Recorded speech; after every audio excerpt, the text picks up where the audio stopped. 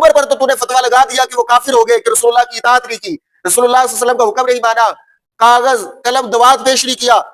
اور کہا کہ حسبنا کتاب اللہ، ہمیں اللہ کی کتاب کافی ہے، تو تم نے حضرت عمر پر تو فتویٰ لگایا کہ وہ کافر ہو گئے. اب بتاؤ حضرت علی کرم اللہ وجہہ الکریم پر کیا فتویٰ لگاؤ گے جب رسول اللہ صلی اللہ علیہ وسلم نے فرمایا یا علی ابہ رسول اللہ، اے علی رسول اللہ کا لفظ مٹا دے، تو انہوں نے آگے سے عرض کی واللہ لا ابہ ابدا، اللہ کی قسم ہے میں رسول اللہ کا لفظ کبھی بھی نہیں مٹاؤں گا. تو بتاؤ حضرت علی پر کیا فتویٰ لگاؤ گے؟ صاحبو، حدیبیہ کا ذکر چلا آ رہا ہے. نبی پاک صلی اللہ علیہ وآلہ وسلم آپ 6 ہجری ذوالقعدہ کے مہینے میں 1500 صحابہ کرام رضی اللہ تعالی عنہم اجمعین کے ہمراہ عمرہ کرنے کی نیت سے مکہ کی جانب تشریف لاتے ہیں. تو قریش مکہ، کفار مکہ رسول اللہ صلی اللہ علیہ وسلم کو اور صحابہ کرام رضی اللہ تعالی عنہم اجمعین کو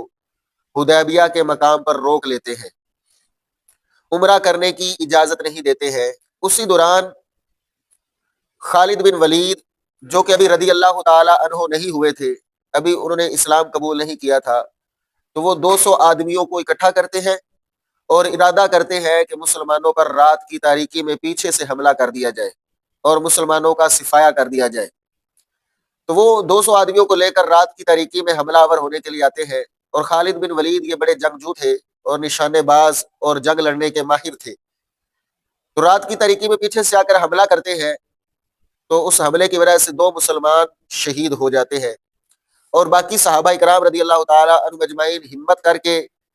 ان کفار کو روکنے کے لیے ان کو پکڑ لیتے ہیں، گرفتار کر لیتے ہیں. تو ان کے 80 لوگ گرفتار ہو جاتے ہیں،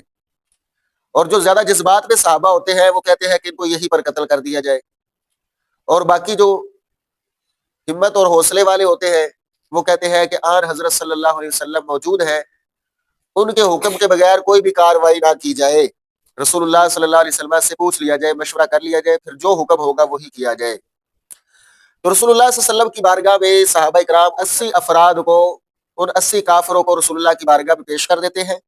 تو آقا کریم صلی اللہ علیہ وسلم سے وہ عرض کرتے یا رسول اللہ اب آپ کا حکم ہوگا تو ہم اس کے بارے میں فیصلہ کریں گے. رسول اللہ صلی اللہ علیہ وسلم بھی یہ رائے پیش کرتے ہیں اور صحابہ کرام کو بھی مشورہ دینے کا اختیار دیتے ہیں. تو صحابہ کرام بھی رسول اللہ کی رائے کے موافق مشورہ پیش کر دیتے ہیں، اور مشورہ یہی ہوتا ہے، حضور علیہ الصلوۃ والسلام ان کو بتاتے ہیں کہ اگر ہم ان کے 80 افراد کو قتل کر دیتے ہیں تو جو صلح کی بات چل رہی ہے وہ یہیں پر رک جائے گی، اور جنگ و جدال کا، لڑائی کا بازار گرم ہو جائے گا. بات سمجھ رہے ہیں نا جی؟ اگر ان کو قتل کر دیتے ہیں تو جنگ و جدال کا بازار گرم ہو جائے گا، صلح کی پیشکش جو ہے، صلح کی بات جو ہو رہی ہے وہ یہیں پر رک جائے گی، تو لہٰذا ان کو چھوڑ دیا جائے. تو نبی پاک صلی اللہ علیہ وسلم کے حکم پر صحابہ کرام نے عمل کرتے ہوئے ان 80 افراد کو رہا کر دیا. 80 افراد کو رہا کرنے کی دیر تھی کہ ادھر سے صلح کی بات آگے چل پڑی. انہوں نے سوچا کہ انہوں نے ہمارے 80 افراد کو پکڑا اور ان کو بغیر نقصان پہنچائے چھوڑ دیا، رہا کر دیا، اور ہم نے ان کے 2 بندے بھی شہید کر دیے تھے، تو لہٰذا یہ امن کے لیے ہی ہے، یہ کوئی جنگ و جدال کے لیے نہیں آئے ہیں. تو پھر صلح کی بات آگے چل پڑی. تو اللہ جل جلالہ نے اسی منظر کو یہاں پر بیان فرمایا وَهُوَ الَّذِي كَفَّ أَيْدِيَهُمْ عَنْكُمْ، اللہ وہ ذات ہے کہ جس نے ان کے ہاتھوں کو تم سے روک دیا. کہ وہ رات کی تاریکی میں 200 افراد لے کر حملہ آور ہونے کے لیے آئے تھے، ان کا مقصد یہ تھا کہ مسلمانوں کا صفایا کر دیا جائے. تو اللہ تعالیٰ کی حکمت یہ تھی کہ اللہ تعالیٰ نے ان کے مقصد کو پورا نہ ہونے دیا اور ان کے ہاتھوں کو تم سے روک دیا. اور آگے فرمایا أَيْدِيَكُمْ عَنْهُمْ بِبَطْنِ مَكَّةَ، اور تمہارے ہاتھوں کو ان سے روک دیا کہ تم نے 80 افراد گرفتار کر لیے تھے اور تم نے ان کو قتل نہیں کیا. تو اللہ تعالیٰ نے تمہارے ہاتھوں کو بھی ان سے روک دیا تھا کہ اگر تم ان کو قتل کرتے تو پھر جنگ و جدال کا بازار گرم ہو جاتا اور پھر معاملات بگڑ سکتے تھے. تو اللہ تعالیٰ نے ان کے ہاتھوں کو بھی روک دیا اور تمہارے ہاتھوں کو بھی ان سے روک دیا. بِبَطْنِ مَكَّةَ، وادی مکہ میں، مکہ کے پیٹ میں. یہاں سے مراد وادی مکہ ہے کہ وہ حدیبیہ کا مقام جسے آج کل شمیسہ بھی کہا جاتا ہے، تو وہ مکہ کی حدود کے اندر آتا ہے، حرم کے اندر وہ شامل ہے.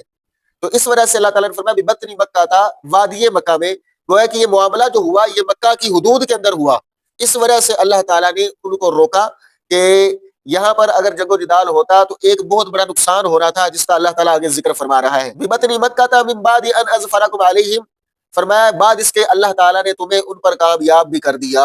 اللہ تعالیٰ نے تمہیں کامیاب بھی کر دیا کہ کافر تم نے پکڑ لیے اور پکڑ کر تم نے ان کو چھوڑ دیا تو یہ تمہاری ہی فتح تھی، تمہاری ہی کامیابی تھی۔ وَكَانَ اللَّهُ بِمَا تَعْمَلُونَ بَصِيرًا، اور اللہ تعالیٰ تمہارے اعمال کو خوب دیکھنے والا ہے۔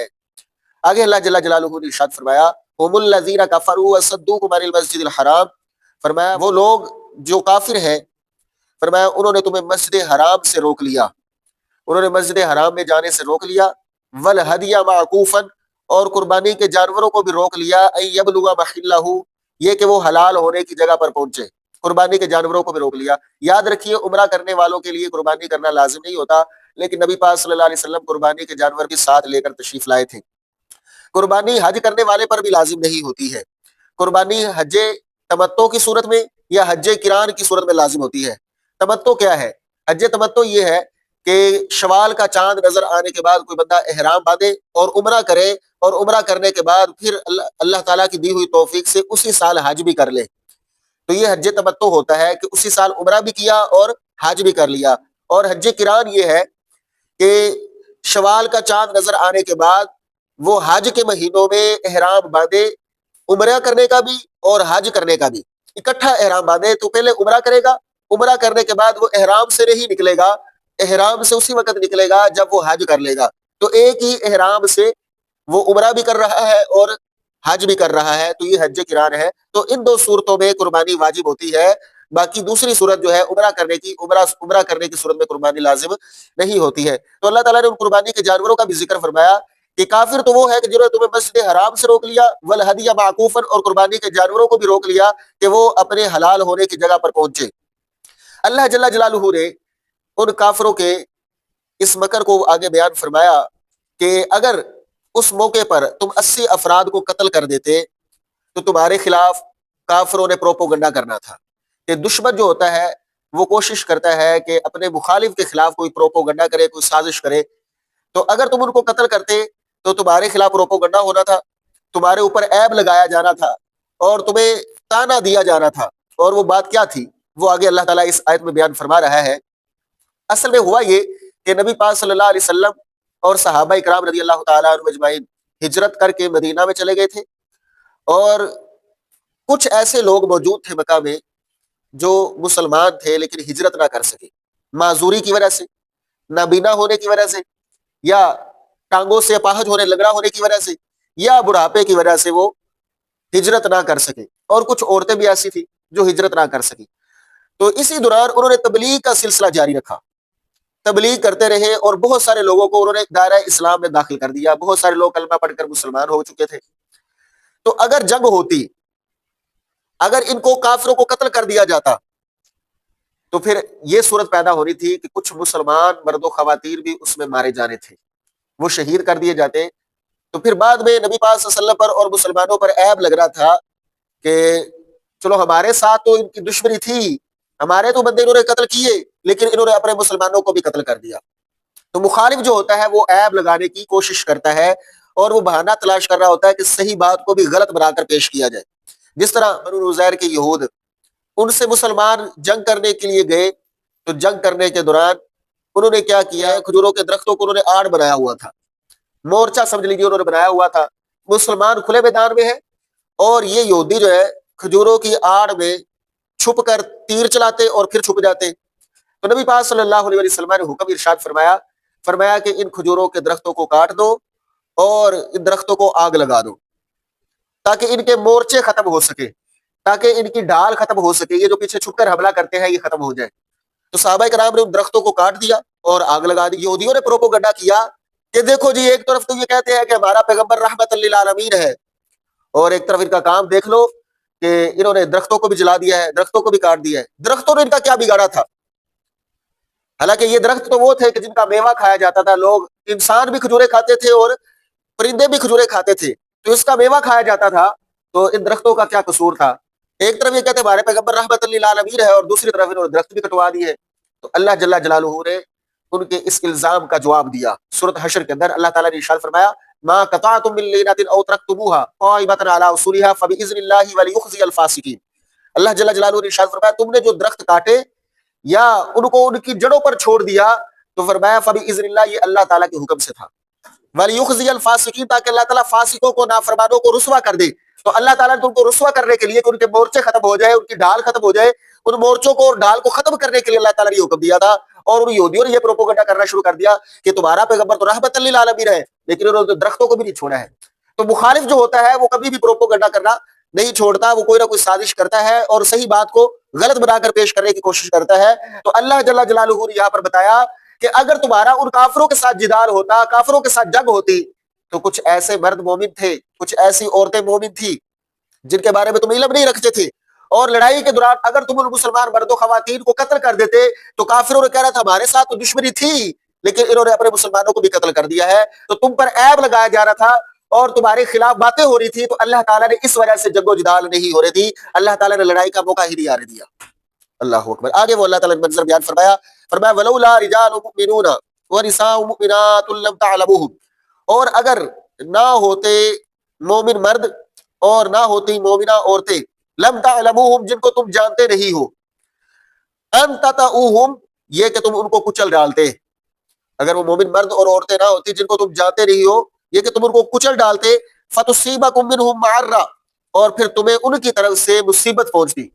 ان کی طرف سے تمہیں عیب لگایا جاتا، ان کی طرف سے تم پر گناہ پہنچتا، نہ جانتے ہوئے بھی تم پر عیب لگایا جاتا، اور کافی ڈنڈورا پیٹتے، پروپوگنڈا کرتے، دیکھو جی انہوں نے تو اپنے مسلمانوں کو بھی قتل کر دیا ہے، تو یہ تمہارے خلاف باتیں ہو رہی تھی، تو فرمایا تمہیں ان کی طرف سے مصیبت پہنچتی بغیر علم، بغیر علم کے، اللہ تعالیٰ نے اس وجہ سے جنگ نہیں ہونے دی، لیدخل اللہ فی رحمتہ من یشاء تاکہ تمہارے ہجرت کرنے کے بعد جو یہاں پر مسلمان ہے اللہ جل جلالہ جس کو چاہے اپنی رحمت میں داخل فرما دے، اللہ تعالیٰ تو رحمت میں داخل فرمانا چاہتا ہے۔ اور آگے اللہ جل جلالہ نے ارشاد فرمایا لو تزیلوا اگر وہ الگ ہو جاتے، وہ مکے کے مسلمان وہ ہجرت کر کے مدینہ چلے جاتے یا حبشہ میں ہوتے یا کسی اور مقام پر ہوتے، فرمایا لعذبنا الذین کفروا منہم عذابا علیما تو ضرور بے ضرور ہم ان کافروں کو دردناک عذاب دیتے، پھر تمہیں ہم جنگ کا موقع دیتے، پھر تم ان کافروں کے ساتھ مقابلہ کرتے، جہاد کرتے، اور پھر اللہ تعالیٰ تمہیں فتح یاب کرتا اور ان کافروں کو مغلوب کر دیتا اور تمہیں غالب فرما دیتا، تو تمہارے ذریعے ہم ان کو دردناک عذاب چکھاتے اگر مسلمان نہ ہوتے۔ دیکھیے رب تعالیٰ کی کیسے فیصلے ہیں، کیسی حکمتیں ہیں، ہر بات کے اندر اللہ تعالیٰ کی کوئی نہ کوئی حکمت ہوتی ہے، انسان نہیں سمجھ رہا ہوتا کہ یہ میرے حق میں بہتر ہے یا نہیں، حالانکہ صحابہ کرام جو جذباتی صحابہ تھے انہیں بڑا ہی جوش تھا کہ ان کافروں کو واصل جہنم کیا جائے، 80 کافروں کو قتل کر دیا جائے، انہوں نے ہمارے 2 مسلمان شہید کر دیے ہیں، لیکن اللہ کی حکمتیں دیکھیے، اللہ تعالیٰ تو ان مسلمانوں کی بھی حفاظت فرما رہا ہے جو مکہ کے اندر موجود ہیں، سبحان اللہ کیا حکمتیں ہیں۔ اس لیے کوئی بات بظاہری طور پہ ہمارے حق میں اچھی نہ لگ رہی ہو تو یہ سمجھا کرے کہ اس میں بھی رب تعالیٰ کی کوئی حکمت ہے، اس میں بھی رب تعالیٰ کی کوئی راز پوشیدہ ہے، اس میں کوئی اسرار پوشیدہ ہے، تو یہ بات آپ اگر ذہن میں بٹھا لیں گے تو پھر آپ اعتراض نہیں کریں گے، رب تعالیٰ کی تقدیر پر اعتراض نہیں کریں گے، تو تقدیر پر تو اعتراض کرنا جائز ہی نہیں ہے۔ آگے اللہ جل جلالہ نے ان کافروں کا ذکر فرمایا، فرمایا اذ جعل الذین کفروا فی قلوبہم الحمیۃ، فرمایا کہ جب کافروں نے اپنے دلوں میں غیرت کو ٹھہرایا، حمیت الجاہلیہ جاہلیت کی غیرت، اب اس غیرت سے مراد کیا ہے، کافروں نے کون سی غیرت کو اپنے دلوں میں ٹھہرایا تھا؟ ایک تو غیرت یہ تھی کہ مکہ میں صحابہ کرام تشریف لانا چاہتے تھے نبی پاک صلی اللہ علیہ وسلم کے ہمراہ، تو انہوں نے آنے سے روک دیا، ان کو غیرت آ گئی، جاہلیت والی غیرت، غیرت یہ تھی کہ یہ عمرہ کرنے کے لیے کیوں آ گئے ہیں، یہ تو ہمارے دشمن ہیں، تو دشمنوں کو ہم عمرہ کرنے کی کیوں اجازت دیں، حالانکہ وہ خود بھی عمرہ کرتے تھے، طواف کعبہ کرتے تھے، صفا مروہ کی سعی کرنے والے تھے، تو یہ جاہلیت والی غیرت تھی، حالانکہ غیرت انہیں اس وقت آنی چاہیے تھی کہ اگر مسلمان ان کے ساتھ قتال کرنے کے لیے آتے، ان کے ساتھ مقابلہ کرنے کے لیے آتے تو پھر تو غیرت بنتی ہے نا، تو عبادت کی صورت میں انہیں کیوں غیرت آ گئی، تو یہ جاہلیت کی غیرت تھی، انہوں نے انہیں حرم کعبہ میں داخل نہیں ہونے دیا اور وہیں پر روک دیا، ایک تو یہ ان کی غیرت تھی، اور دوسری غیرت یہ تھی کہ جب وہ نبی پاک صلی اللہ علیہ وسلم کی بارگاہ میں ان کا نمائندہ آیا تو صلح کی شرائط لکھی جا رہی تھی، تو نبی پاک صلی اللہ علیہ وسلم نے حضرت علی کرم اللہ وجہہ الکریم کو حکم فرمایا کہ اے علی تم یہ صلح کی شرائط لکھو، کیونکہ آپ بہت عمدہ خط لکھنے والے اور بڑی تیزی سے لکھنے والے تھے، تو مولا علی رضی اللہ تعالیٰ عنہ کو یہ حکم دے دیا، تو حضرت علی رضی اللہ تعالیٰ عنہ نے لکھا بسم اللہ الرحمن الرحیم، تو جیسے بسم اللہ لکھی تو جو کافروں کا قریش مکہ کا نمائندہ تھا سہیل بن عمر، انہوں نے کہا جی اس بسم اللہ کو مٹا دیجیے، ہم رحمان اور رحیم کو نہیں جانتے ہیں، آپ اسمی کا اللہم لکھ دیجیے، بھی اسمی کا اللہم لکھ دیجیے، بسم اللہ مٹا دیجیے، تو نبی پاک صلی اللہ علیہ وسلم کے کہنے پر بسم اللہ الرحمن الرحیم مٹا دی گئی۔ حضرت عمر رضی اللہ تعالیٰ عنہ اور دیگر صحابہ کرام کے جذبات ابھرے اور پھر طرفین میں اونچ نیچ بھی ہونے شروع ہو گئی اور باتیں بھی ہونا شروع ہو گئی کہ بسم اللہ کو کیوں مٹایا جائے، جذبات بھی ابھرے، لیکن پھر بھی رسول اللہ صلی اللہ علیہ وسلم نے حکمت کے تحت کہہ دیا کہ بسم اللہ الرحمن الرحیم کو مٹا دیا جائے۔ اور اس کے بعد حضرت علی رضی اللہ تعالیٰ عنہ لکھا ھذا ما قضا علیہ محمد رسول اللہ، یہ وہ فیصلہ ہے جو محمد رسول اللہ اور سہیل بن عمر کے درمیان طے پا رہا ہے۔ تو جیسے محمد رسول اللہ لکھا گیا، سہیل بن عمر نے کہا، اب یہ تیسری غیرت تھی۔ پہلی غیرت کیا تھی کہ حرم کعبہ میں داخل نہیں ہونے دیا، دوسری جاہلیت کی غیرت یہ تھی بسم اللہ الرحمن الرحیم نے لکھنے دیا، اور تیسری جاہلیت کی غیرت یہ تھی ان کی کہ محمد رسول اللہ بھی مٹا دیا جائے، یہ نہیں لکھنے دیا۔ انہوں نے کہا کہ جس کو مٹایا جائے، کہ ہم اگر آپ کو محمد رسول اللہ مانتے تو آپ سے لڑائی کیوں ہوتی، آپ سے ٹکر کیوں لیتے، لہذا اس کو مٹا دیا جائے۔ تو نبی پاک صلی اللہ علیہ وسلم نے حضرت علی رضی اللہ تعالیٰ عنہ سے فرمایا، اے علی امحو رسول اللہ، رسول اللہ کا لفظ جو ہے یہ مٹا دے اور محمد بن عبداللہ لکھ دے۔ تو حضرت علی رضی اللہ تعالیٰ عنہ کی محبت کے جذبات دیکھیے، انہوں نے کہا واللہ لا امحو ابدا، اللہ کی قسم ہے یا رسول اللہ میں رسول اللہ نہیں مٹاؤں گا، کبھی بھی نہیں مٹاؤں گا۔ تو رسول اللہ صلی اللہ علیہ وسلم نے پھر وہ خود پکڑا اور خود رسول اللہ مٹا دیا اور کہا کہ محمد بن عبداللہ لکھ دو۔ حضرت عمر رضی اللہ تعالیٰ عنہ بڑے جذبات میں آ گئے، وہ کبھی ابو بکر سے بات کر رہے ہیں، کبھی کسی صحابی سے بات کر رہے ہیں، پھر رسول اللہ صلی اللہ علیہ وسلم کی بارگاہ میں براہ راست حاضر ہو گئے اور آ کر عرض کی، یا رسول اللہ صلی اللہ علیہ وسلم کیا ہم ہاتھ پر نہیں ہے؟ یا رسول اللہ اگر ہم کافروں سے لڑائی کرتے ہیں، ہم قتل کر دیے جاتے ہیں تو کیا ہم جنت میں داخل نہیں ہوگے؟ رسول اللہ صلی اللہ علیہ وسلم نے فرمایا جنت میں داخل ہوگے۔ عرض کی، یا رسول اللہ صلی اللہ علیہ وسلم یہ کافر باطل پر نہیں ہے، اگر یہ قتل کر دیے جاتے تو یہ جہنم میں داخل نہیں ہوگے؟ رسول اللہ صلی اللہ علیہ وسلم نے فرمایا ہاں جہنم میں داخل ہوگے۔ تو عرض کی، یا رسول اللہ پھر ہم ان کی گھٹیا باتیں کیوں مار رہے ہیں؟ یہ بسم اللہ کہے کہ مٹا دو تو مٹا دے، یہ رسول اللہ کہے تو ہم مٹا دے، اور یا رسول اللہ یہ اپنی غلط شرائط بنوائے، گھٹیا باتیں بنوائے تو ہم مار رہے۔ تو حضور علیہ الصلوۃ والسلام نے اس میں بھی حکمت بتائی کہ بھئی اس میں بھی حکمتیں ہیں، یہ اگرچہ ان کے حق میں شرائط ہے لیکن اللہ تعالیٰ اس کے ذریعے ہمیں فتح اور کامیابی عطا فرمائے گا۔ تو پھر حضرت علی رضی اللہ تعالیٰ عنہ نے وہ رسول اللہ کا لفظ نہیں مٹایا، رسول اللہ صلی اللہ علیہ وسلم نے خود پکڑا اور اس کو مٹا دیا۔ یہاں پر ایک اور واقعہ میں عرض کر دیتا ہوں۔ جمعرات کا دن تھا، نبی پاک صلی اللہ علیہ وسلم علالت کی حالت میں تھے، بیمار تھے، اور رسول اللہ صلی اللہ علیہ وسلم، یہ آپ کی وہ والی بیماری ہے جس میں آپ صلی اللہ علیہ وسلم کا وصال ہوا، تو مرض الموت والی بیماری تھی۔ رسول اللہ صلی اللہ علیہ وسلم نے بیماری کی حالت میں صحابہ کرام کو حکم فرمایا کہ اے صحابہ جاؤ قلم اور دوات اور کاغذ لے آؤ تاکہ میں تمہیں لکھوا دوں، بعد میں کوئی جھگڑا نہ ہو۔ تو حضرت عمر رضی اللہ تعالیٰ عنہ نے عرض کیا، یا رسول اللہ حسبنا کتاب اللہ، یا رسول اللہ ہمیں اللہ کی کتاب کافی ہے۔ حضرت عمر نے یہ عرض کیا تو آپ نے وہ قلم دوات اور کاغذ نہیں پیش کیا۔ اب اسی جملے پر رافضی حضرات جو ہے، جو صحابہ کرام کے خلاف زبان درازی کرتے ہیں،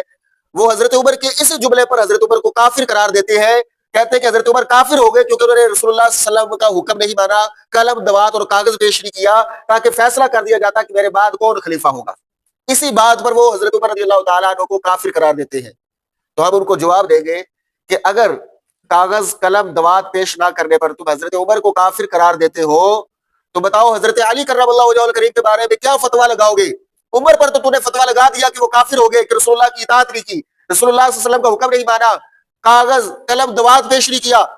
اور کہا کہ حسبنا کتاب اللہ، ہمیں اللہ کی کتاب کافی ہے، تو تم نے حضرت عمر پر تو فتویٰ لگایا کہ وہ کافر ہو گئے۔ اب بتاؤ حضرت علی کرم اللہ وجہہ الکریم پر کیا فتویٰ لگاؤ گے؟ جب رسول اللہ صلی اللہ علیہ وسلم نے فرمایا یا علی امحو رسول اللہ، اے علی رسول اللہ کا لفظ مٹا دے، تو انہوں نے آگے سے عرض کی واللہ لا امحو ابدا، اللہ کی قسم ہے میں رسول اللہ کا لفظ کبھی بھی نہیں مٹاؤں گا۔ تو بتاؤ حضرت علی پر کیا فتویٰ لگاؤ گے؟ اور دیکھو کہ اس وقت رسول اللہ صلی اللہ علیہ وسلم نے، جب آپ مرض علالت میں تھے، آپ بیماری کے عالم میں تھے، اس وقت حضور علیہ السلام نے عمر کو حکم نہیں دیا تھا کہ اے عمر کاغذ قلم دوات لے کر آؤ تاکہ میں لکھوا دوں اور بعد میں کوئی جھگڑا باقی نہ رہے۔ تو حضرت عمر کا نام لے کر نہیں کہا تھا رسول اللہ صلی اللہ علیہ وسلم نے،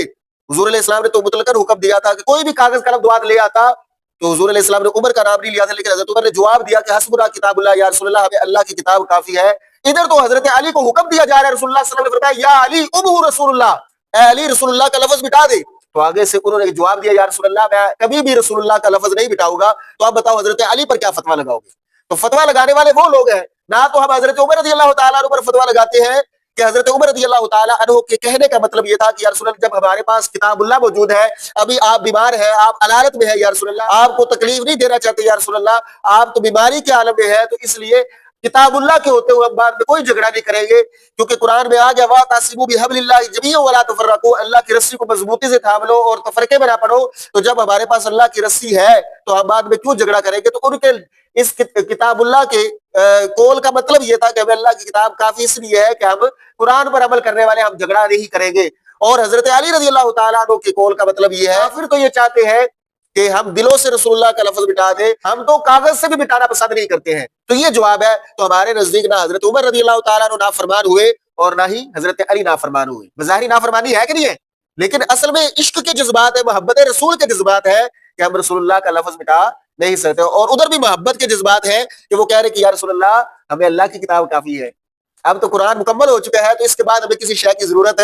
نہیں ہے۔ تو دونوں طرف محبت کے جذبات ہے، تو فتویٰ بازی نہ کیا کرو۔ اللہ تعالیٰ تم لوگوں کو ہدایت عطا فرمائے، تمہیں سمجھ اور شعور کی رہنمائی عطا فرمائے، اور تم صحابہ کرام کے بعد با احترام لوگ بن جاؤ۔ اللہ اکبر۔ تو اللہ جل جلالہ نے فرمایا کہ جب کافروں نے اپنے دلوں میں غیرت کو ٹھہرایا، اور غیرت کیا تھی؟ جاہلیت کی غیرت۔ تین غیرتیں ان کے دلوں میں پیدا ہوئی۔ ایک غیرت کہ ان کو حرم کعبہ میں داخل کیسے ہونے دیں، یہ تمہارے دشمن ہے۔ دوسری غیرت بسم اللہ الرحمن الرحیم نہیں لکھنے دیا۔ تیسری غیرت رسول اللہ کا لفظ نہیں لکھنے دیا۔ تو یہ غیرت ان کے دلوں میں پیدا ہوئی۔ تو صحابہ کرام اس وقت پریشان تھے، تو اللہ تعالیٰ نے فرمایا فَأَنزَلَ اللَّهُ سَكِينَتَهُ عَلَى رَسُولِهِ، تو فرمایا اللہ جل جلالہ نے اپنے رسول پر وَعَلَى الْمُؤْمِنِينَ، اور مومنوں پر سکون نازل فرما دیا۔ وہ جو دلوں میں اضطراب کی کیفیت ہے نا، کن کی باتیں مانی جا رہی ہے، تو اللہ تعالیٰ نے اپنے رسول پر اور مومنوں پر سکون نازل فرما دیا۔ وَأَلْزَمَهُمْ كَلِمَةَ التَّقْوَىٰ، اور فرمایا مومنوں کے لیے تقوی کے کلمے کو لازم فرما دیا۔ تقوی کا کلمہ کیا تھا؟ لا الہ الا اللہ محمد رسول اللہ، کلمہ توحید کے تمام احکامات پر عمل کرنا۔ تو تقوی کے کلمے کو لازم کر دیا، اور فرمایا وَكَانُوا أَحَقَّ بِهَا، اور فرمایا وہ اس کلمے کے حقدار بھی ہیں، وَأَهْلَهَا، اور اس کے اہل بھی تھے، وَكَانَ اللَّهُ بِكُلِّ شَيْءٍ عَلِيمًا، اور فرمایا اللہ تعالیٰ ہر شے کو خوب جاننے والا ہے۔ یہاں پر بتایا آخر میں کہ اللہ تعالیٰ خوب جانتا ہے کافروں کی ضد، اناد اور بغض کو بھی اللہ تعالیٰ خوب جانتا ہے، اور مومنوں کی محبت رسول کو اور اطاعت کے جذبات کو بھی خوب جانتا ہے کہ انہوں نے تو موت پر بیعت کی ہوئی ہے، انہوں نے موت پر بیعت کی ہے نا، کہ عرض کی یا رسول اللہ ہم تو حضرت عثمان کا قصاص لے کر جائیں گے، یا پھر اپنی جانوں کا نذرانہ پیش کر دیں گے، یا ان کو واصل جہنم کر دیں گے۔ تو اللہ تعالیٰ فرمایا اللہ تعالیٰ ہر چیز کو بخوب جاننے والا ہے۔ تو یہ جو صلح حدیبیہ ہوئی، اس کا فائدہ مسلمانوں کو ہی اللہ تعالیٰ نے عطا فرمایا، بظاہر ان کی شرائط مانی گئی، اور پھر بعد میں کیا ہوا کہ جو معتدل قسم کے کافر تھے انہوں نے جا کر اپنے ہی لوگوں کو دبایا اور کہا کہ تم کتنے گھٹیا لوگ ہو کہ تم نے اپنی ضد اور اناد کی وجہ سے ان کو حرم میں داخل نہیں ہونے دیا، ان کو عمرہ نہیں کرنے دیا۔ شرائط لکھی جا رہی تو بسم اللہ الرحمن الرحیم نہیں لکھنے دیا، حالانکہ یہ اللہ کے انعام ہے رحمان اور رحیم ہونا۔ اور پھر تم نے رسول اللہ کا لفظ بھی نہیں لکھنے دیا، حالانکہ رسول اللہ تو ان کے نزدیک ہے، ہمارے نزدیک تو نہیں ہے۔ تو معتدل قسم کے کافروں نے اپنے ہی لوگوں کو دبایا، اور پھر ان معتدل قسم کے کافروں کو اللہ تعالیٰ نے ہدایت بھی عطا فرما دی، اور یہ شرائط جو تھی ظاہری طور پر اور باطنی طور پر مسلمانوں کے حق میں ثابت ہوئی، اور اللہ تعالیٰ نے مسلمانوں کو بعد میں فتح مکہ کی صورت میں انعام عطا فرمایا۔ تو صاحب اللہ جل جلالہ کی بارگاہ میں دعا ہے اللہ جل جلالہ ہم سب کو قرآن و سنت پر عمل کرنے کی اور ادب و احترام کی توفیق نصیب فرمائے۔ وما توفیق الا باللہ۔